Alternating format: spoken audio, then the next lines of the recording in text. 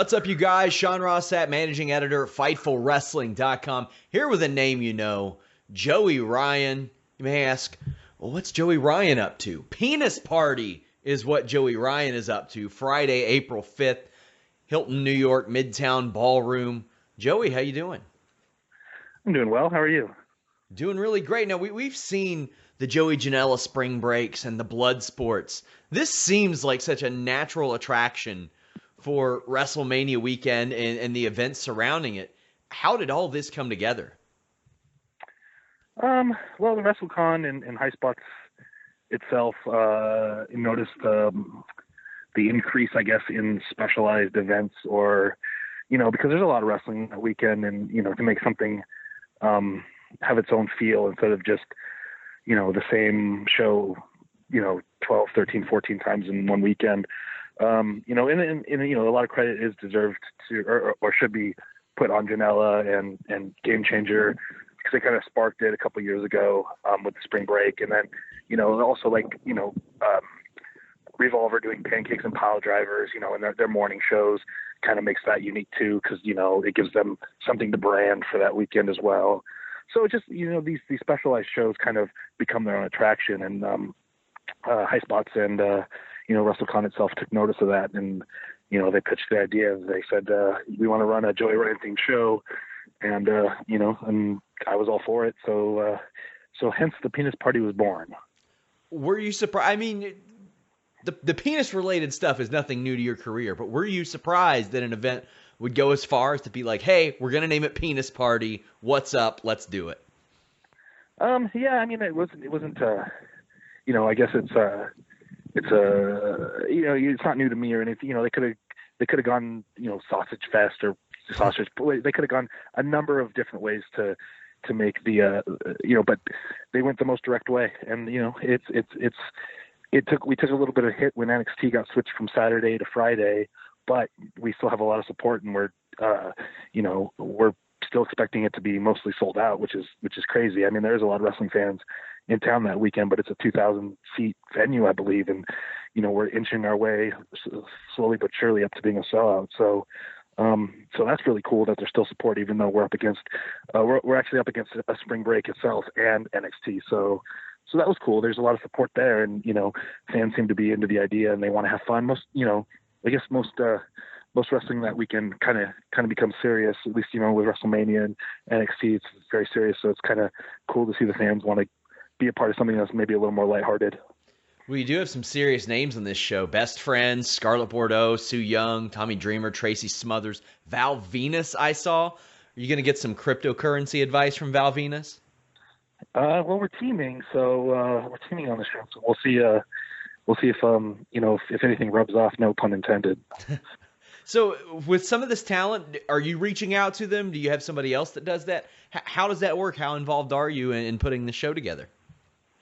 Again, it's a WrestleCon event, and it's a High Spots event, and they have a list of talent that they're already bringing into the convention, and they're using on their other shows. So it's just a matter of us deciding who would fit what we wanted to do. And so, yeah, I mean, it was a joint effort, and they asked my opinion on matches and who I wanted to use and who I thought would work well with it. So it's a collective joint venture in that regard. But it's the weekend where everybody's available pretty much because everybody's in town. So we kind of looked at who was already going to be doing signings at the convention, or maybe working some of the other shows in the area, and we kind of picked who would make our event be ours. You and Joey Janela were in kind of a similar boat for a while. You all both had big WrestleMania weekend shows coming up, and you were both sidelined with injuries, which you have recently returned from. Did that time off give you any more time to kind of focus on this? Because I know you were still doing a lot of stuff, even though you were sidelined. You were still making a lot of appearances and doing a lot of stuff. Yeah, I had I had a torn muscles torn tendons in my chest, micro tears, and I went to the doctor, and the doctor told me that they recommended surgery. And so I scheduled an appointment with a surgeon, but because I had, international bookings, Australia and Europe, and a few other bookings that they had already, bought my flights, and they they couldn't get reimbursed for those flights, and part of their selling of me is a meet and greet, which I could still sign autographs, I could still meet the fans. So they asked me to still come out. So I made those trips, and I was able to come up with ideas like the thumb wrestling wars and the staring contests to still get in the ring and do a little bit for the live audience. So that kept me creatively going. And by the time I went to the surgeon told me that he thought there was enough muscle still connected that I could avoid surgery and just do physical therapy and rebuild what's still attached, which was good to hear, because it's always good if you can avoid surgery. But yeah, no, it was scary, because I went from being out for what I thought was going to be 6 to 9 months to being out 3 months. So that was nice. Convenient for the timing especially of this WrestleMania weekend coming up. So yeah, that was a bit of a scare. That's the first real injury I've had in the 19 years I've been wrestling. But luckily too, Janela's going to be back in time to wrestle for his WrestleMania weekend too, which is a blessing too, because that guy's a spectacle to watch, to say the least. So it's kind of cool that everything's coming together, and those injuries didn't take us out of these specialized events.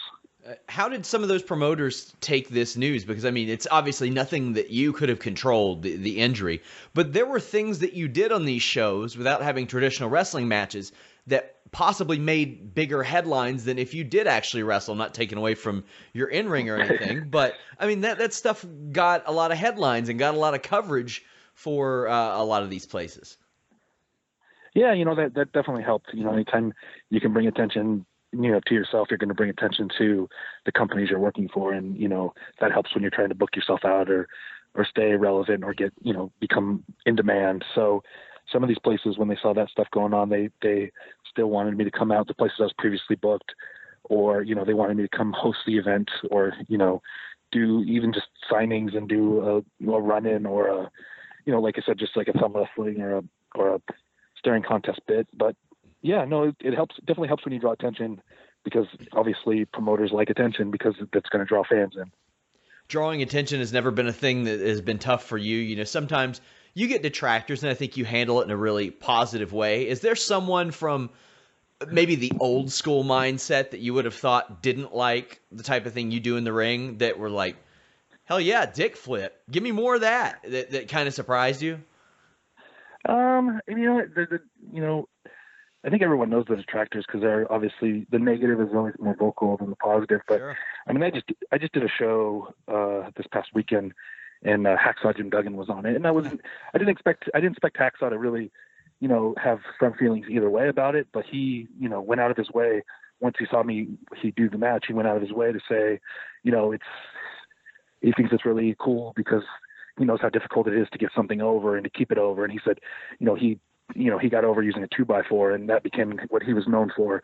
And it's a silly prop, but he owned it, and he became famous for it. So he understands the struggle that a lot of wrestlers have to find something that establishes themselves, gets them over, makes them money, most importantly, and remain relevant. So he understood the business side of the penis stuff, rather than the bizarre or over the top or cartoony or even quote unquote killing of the business of it.